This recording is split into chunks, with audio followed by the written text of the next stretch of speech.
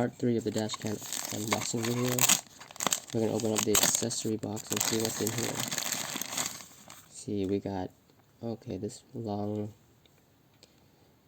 mini USB cable with the cigarette adapter. Okay,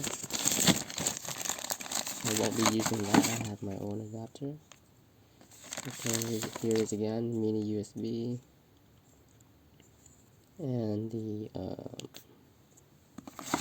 mounts, the windshield mounts.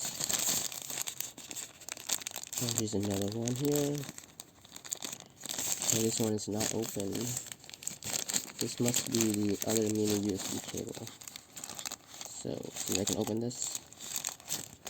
And this one is sealed really tight.